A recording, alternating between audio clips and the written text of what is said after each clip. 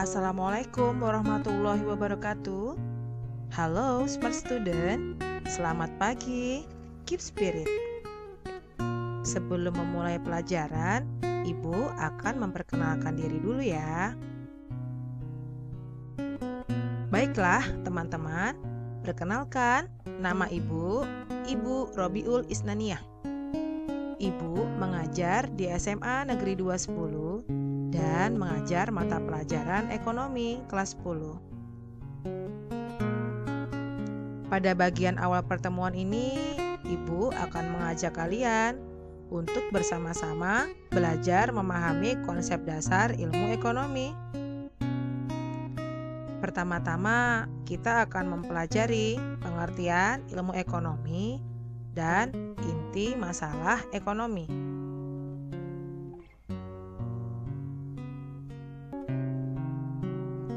Dalam pengertian ilmu ekonomi, kata ekonomi merupakan kata yang tidak asing bagi kita semua karena sering kita dengar dan gunakan dalam kehidupan sehari-hari. Contohnya, golongan ekonomi lemah, kesulitan ekonomi, atau pertumbuhan ekonomi. Kata ekonomi berasal dari bahasa Yunani, yaitu oikonomia, yang artinya manajemen rumah tangga. Asal katanya adalah oikos, yang berarti keluarga atau rumah tangga, dan nomos, yang berarti peraturan, aturan, atau hukum. Seiring dengan perkembangan zaman, masalah ekonomi saat ini merupakan masalah publik. Masalah ekonomi menjadi bahan pembicaraan banyak orang, mulai dari warga biasa sampai para politikus yang membuat anggaran serta menetapkan berbagai kebijakan fiskal dan moneter. Karena masalah ekonomi telah menjadi perhatian publik, lahirlah ilmu ekonomi. Dan menurut Kamus Bahasa Indonesia, ilmu adalah pengetahuan tentang suatu bidang yang disusun secara bersistem menurut metode tertentu yang dapat digunakan untuk menerangkan gejala tertentu di bidang pengetahuan itu.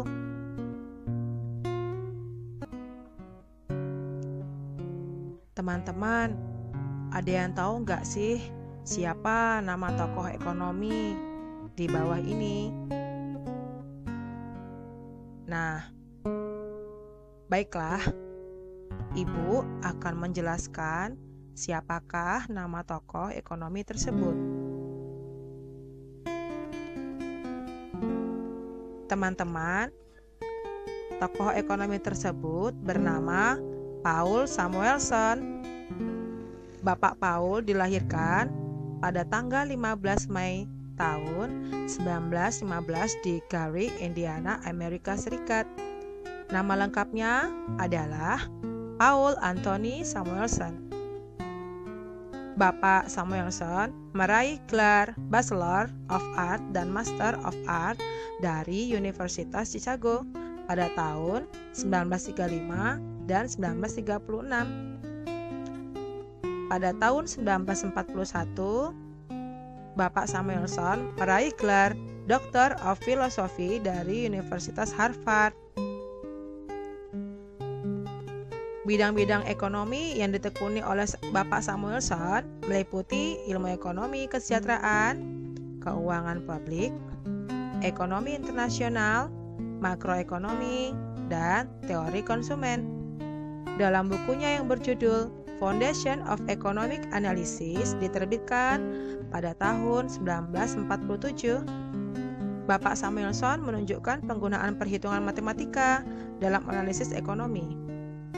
Bapak Samuelson juga mengembangkan matematika ekonomi loh untuk menganalisis masalah-masalah di berbagai bidang seperti perdagangan internasional, transportasi, dan pemasaran, serta strategi kompetitif di bidang bisnis dan pemerintahan.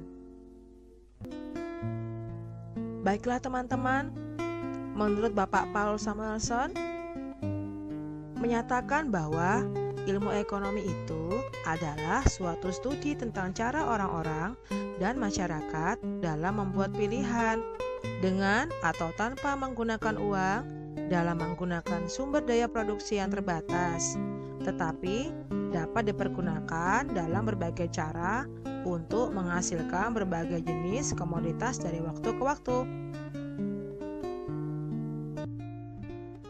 Oh iya teman-teman, jangan lupa ya, ketika menggunakan sumber daya yang tidak terbatas untuk memenuhi kebutuhan kita, hendaknya kita membiasakan diri untuk kreatif dan bertanggung jawab. Selain itu, kita hendaknya membiasakan diri untuk ingin tahu kira-kira mana saja yang menjadi pengganti sumber daya yang terbatas tersebut. Dengan pembiasaan ini, kita telah mulai menerapkan ilmu ekonomi dalam diri kita.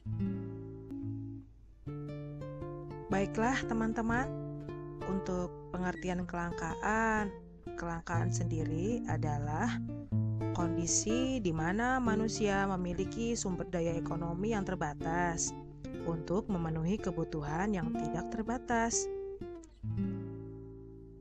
Dalam kelangkaan semakin nyata ketika kita ingin memanfaatkan sumber daya ekonomi seperti sumber daya alam, tenaga kerja, modal, dan keterampilan kewirausahaan. Sumber daya alam digunakan dalam proses industri dan jasa.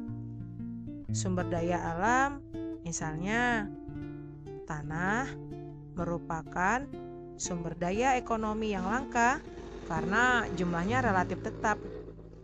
Sedangkan kebutuhan terhadap tanah terus bertambah.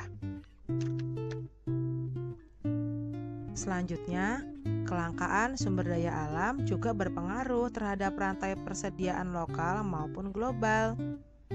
Contohnya, pabrik kertas di Serang yang membutuhkan bahan bakar minyak untuk menjalankan proses produksi, sulit memenuhi kebutuhannya akibat persediaan bahan bakar minyak di Indonesia yang menipis.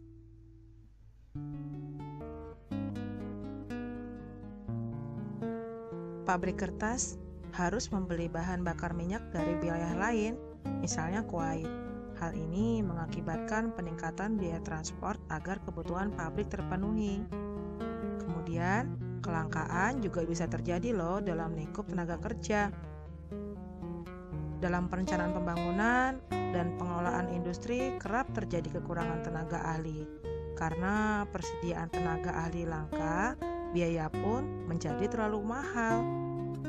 Selanjutnya, kelangkaan juga terjadi dalam persediaan modal. Contohnya, Indonesia masih mengalami berbagai kendala dalam persediaan modal.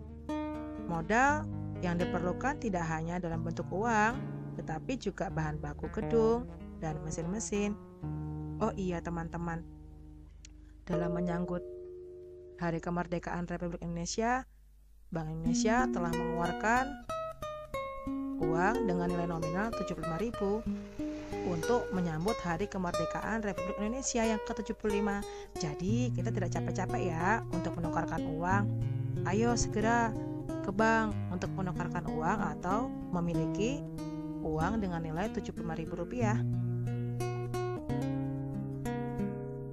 Selanjutnya, untuk inti masalah ekonomi, ada yang namanya penyebab kelangkaan teman-teman, di mana yang pertama penyebab kelangkaan itu adalah keterbatasan benda pemenuhan kebutuhan di alam.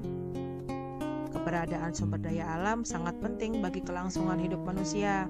Hal ini dikarenakan sebagian besar sumber daya alam digunakan untuk memenuhi kebutuhan manusia. Contohnya, minyak bumi dan mineral tambang yang memerlukan waktu hingga jutaan tahun untuk terbentuk kembali. Selanjutnya, kerusakan sumber daya alam akibat ulah manusia, di mana bencana banjir dan pemanasan global menjadi salah satu fenomena yang tidak terelakkan. Hal yang sama juga terjadi pada perairan laut. Cara penangkapan ikan yang tidak benar, seperti penangkapan ikan dengan pukat harimau, dapat merusak sumber daya alam. Penangkapan ikan dengan cara tersebut dapat mengakibatkan terganggunya ekosistem laut. Kemudian, keterbatasan kemampuan manusia dalam mengelola sumber daya ekonomi yang ada, di mana manusia memiliki keterbatasan untuk mengolah sumber daya ekonomi. Keterbatasan ini disebabkan oleh rendahnya penguasaan teknologi dan kekurangan modal. Akibatnya, sumber daya ekonomi tidak dapat dimanfaatkan seefektif dan seefisien mungkin.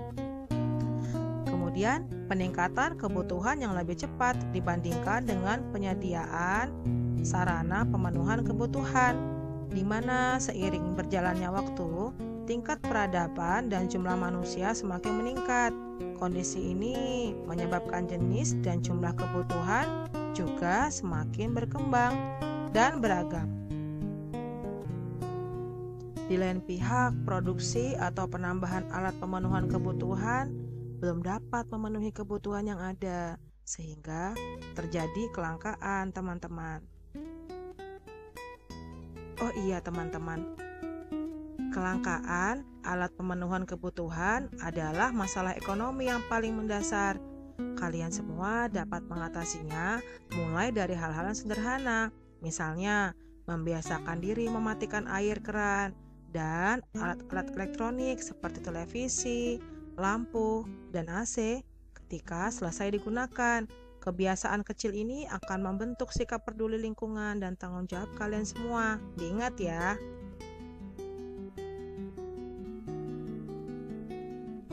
Sepertinya sampai di sini dulu ya untuk pertemuan kali ini. Ibu harap kalian mudah untuk memahami dan mengerti inti dari permasalahan ekonomi. Kita bertemu lagi di pertemuan yang selanjutnya.